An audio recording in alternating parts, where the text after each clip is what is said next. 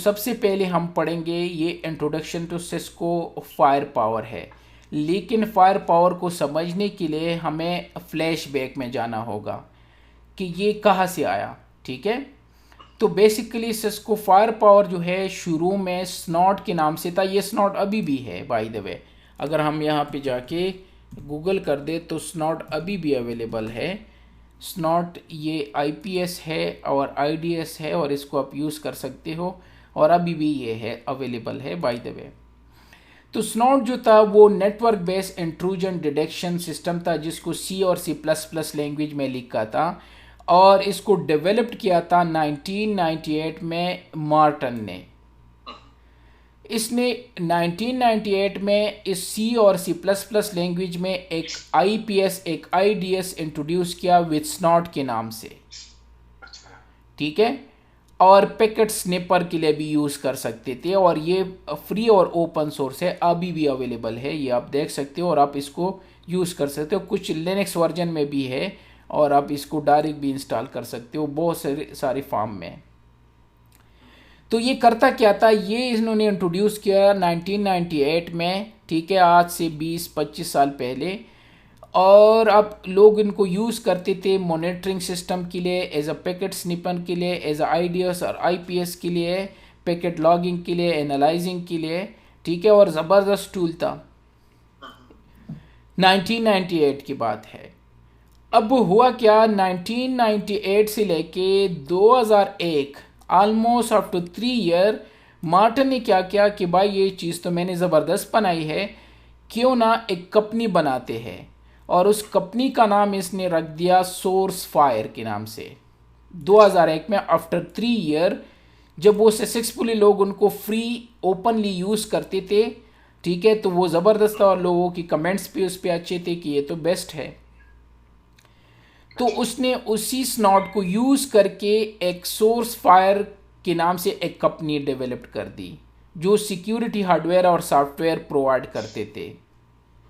और उसी स्नॉट को यूज़ करके, याद रखना जो स्नॉट था उसको यूज़ करके इसने एक आईपीएस और आईडीएस इंट्रोड्यूस कर दिया स्पेशल ब्रांड से विद सोर्स फायर। अब 2001 से लेके, ठीक है, ये सब कुछ चल रहा था और बेस्ट था। तो सिस्को ने क्या किया, ये सोर्स फायर जो कंपनी थी, याद रखना मार्टन ने इस कंपनी का नाम दिया था सोर्स फायर। सिस्को ने इस कंपनी को 2.7 बिलियन में 2013 में अप टू ऑलमोस्ट 12 ईयर के बाद जब वो पीक पे पहुंच गया और लोगों को पसंद आए सब कुछ, तो सिस्को ने ये कंपनी अक्वायर कर दी और उन मार्टन को 2.7 बिलियन पे करके और सोर्स फायर उनसे लिया। अच्छा। अब इसका नाम वही था सोर्स फायर को सिस्को ने क्या किया, जब उनसे अक्वायर कर दिया तो उन्होंने क्या किया, उसका थोड़ा सा नाम चेंज करके सोर्स फायर 3D सिस्टम रख दिया। नाम ऑलमोस्ट वही था, सोर्स फायर ही समझो। और उसने इस सोर्स फायर को, जो कि एक आईपीएस था, इन्होंने अपने आने वाले इंटीग्रेटेड सर्विस राउटर में और जो इनके फायरवॉल थे एएस है जो कि बड़े फेमस थे उस वक्त में, उन्होंने उनके साथ इंटीग्रेट कर दिया इन दो चीज़ों में।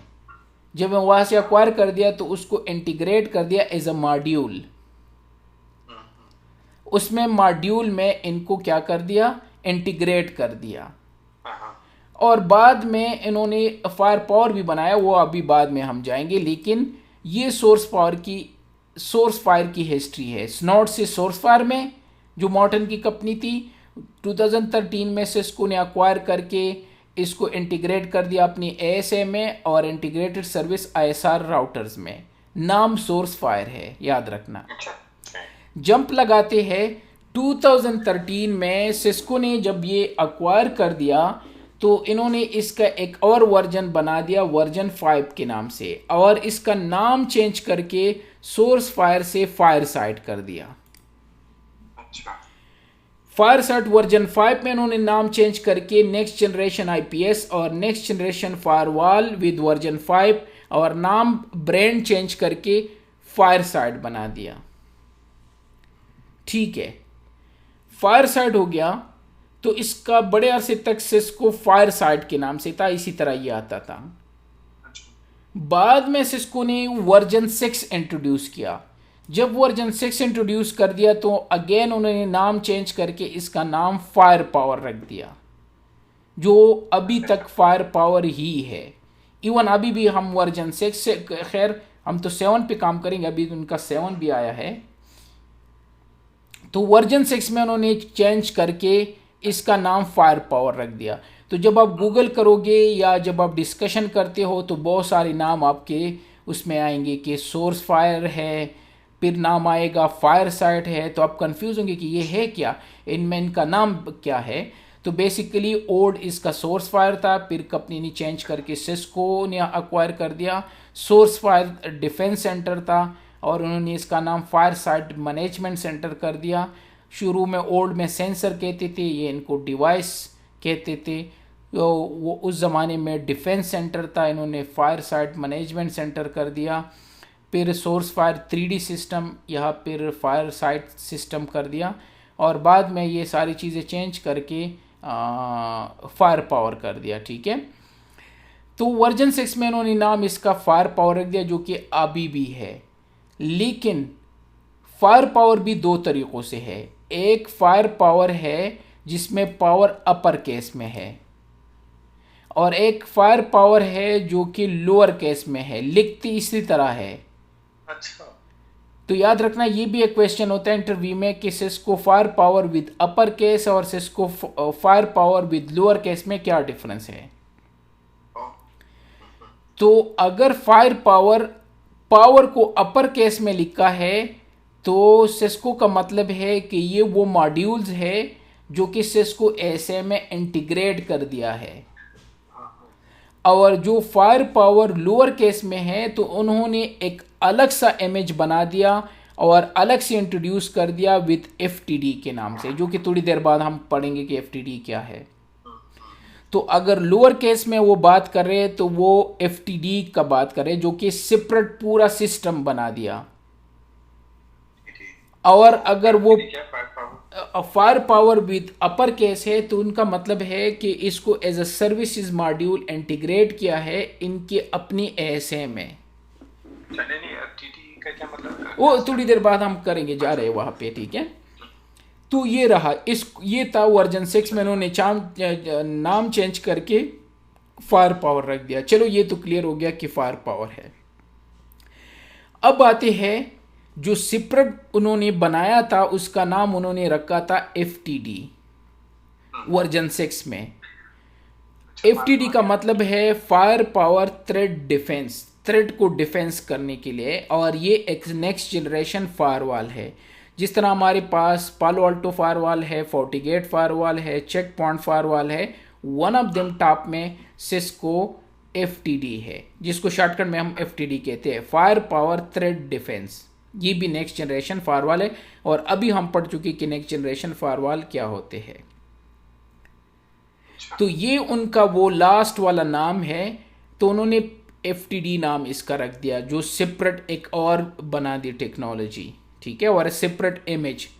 जब इनको एज अ सर्विसेज यूज करते थे तो वो विद फायर पावर अपर में लिखते थे, और जब इसको सेपरेटली ये इंट्रोड्यूस किया तो इसका नाम FTD रख दिया with lower case fire power thread defence. और ये एक नेक्स्ट जनरेशन फायरवॉल है, एज अ IPS भी यूज़ कर सकते हो, और इससे वो काम ले सकते हो जो आप किसी भी नेक्स्ट जनरेशन फायरवॉल से लेते हो, और इसका एब्रिविएशन है फायर पावर थ्रेड डिफेंस। अब इनके एक और टेक्नोलॉजी है जो कि फायर पावर मैनेजमेंट सेंटर है। Fire power management centre FMC के नाम से। तो दो चीज़ें आपको आजकल मिलेंगे, FTD और FMC। FMC क्या है?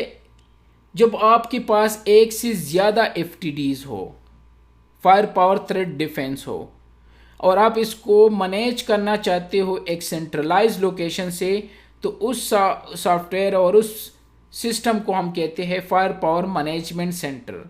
मैं यूँ कहूँगा, जो पालो अल्टो फायरवॉल है, जब हम एक से ज़्यादा डिप्लाई करते हैं तो उसके लिए हम पैनोरामा यूज़ करते हैं। पैनोरामा में सारे डिवाइस हम रजिस्टर करते हैं और एक सेंट्रलाइज लोकेशन से पॉलिसी पुश करते हैं, कुछ भी करना हो तो एक सेंट्रलाइज लोकेशन से करते हैं, वो ईजी होता है। इसी तरह जो 40 गेट फायरवॉल है, जब एक से ज़्यादा डिवाइस डिप्लाई करते हैं तो वो 40 मैनेजर के नाम से होता है। उसका सारे डिवाइसेस वो उनको रजिस्टर करके और वहाँ से पॉलिसी पुश करना सब में, तो टाइम सेविंग भी है। एक ऑब्जेक्ट सब में चाहिए तो एक ही दफ़ा बना दो, लेकिन अगर आपके 10 फायरवॉल हो तो फिर 10 दफ़ा आपको पॉलिसी क्रिएट करनी होगी। तो इस वजह से 40 मैनेजर का ये फ़ायदा है, वहाँ पे हम इसको 40 मैनेजर कहते हैं। और इसी तरह जो चेक पॉइंट फायरवॉल है उसको हम सिक्योरिटी मैनेजमेंट सर्वर कहते हैं। तो एक से ज़्यादा हमारे पास जब चेक पॉइंट फायरवॉल हो तो एक ही जगह पे हम इनको रजिस्टर करते हैं और एक ही जगह से उनको करते हैं। इसी तरह हर दूसरे जितने भी फायरवॉल है सब में ये कॉन्सेप्ट होते हैं। तो एफटीडी के लिए हमारे पास जो है वो है एफएमसी। अगर एक से ज़्यादा हमारे पास एफटीडी हो तो उसको हम रजिस्टर करेंगे। अगर स्मॉल ऑर्गेनाइजेशन है, 1 एफटीडी है, फिर एफएमसी की ज़रूरत नहीं है। ये समझो कि ये एक टीम लीडर है जो सबको कंट्रोल करेगा, या एक घर का सरबराह है, एक फादर, एक ग्रैंडफादर, या वो है जो सब चीज़ों को सेंट्रलाइज जगह से कंट्रोल करते हैं, या एक कंट्री का वज़ीर आज़म है जो सब चीज़ों के लिए करते हैं, मैनेज, एनालाइज, रिपोर्टिंग, सब कुछ ये करते हैं फायर पावर मैनेजमेंट सेंटर। तो इसको एफएमसी कहते हैं। तो आपको ये सेपरेटली डिप्लाई करना होगा, एज अ वर्चुअली भी कर सकते हो, फिजिकली भी कर सकते हो। फिर सारे एफटीडी को यहाँ पे रजिस्टर करोगे फर्स्ट टाइम, फिर यहाँ से आप कुछ भी कर सकते हो। पॉलिसी एक ही जगह से बना के, ऑब्जेक्ट एक ही जगह से बना के, एक ही जगह पे सब कुछ आपके पास होंगे। अब मॉनिटरिंग कर सकते हो, रिपोर्टिंग कर सकते हो, मैनेजमेंट कर सकते हो, एडमिनिस्ट्रेटिव टास्क कर सकते हो, वो सब कुछ एक ही जगह से कर सकते हो। नेक्स्ट जनरेशन हम ऑलरेडी पढ़ चुके, वो इस स्लाइड में फिर भी मेंशन थे। तो ये नेक्स्ट जनरेशन फायरवॉल ही है ये एफटीडी, ठीक है। तो ये था introduction to Cisco fire power.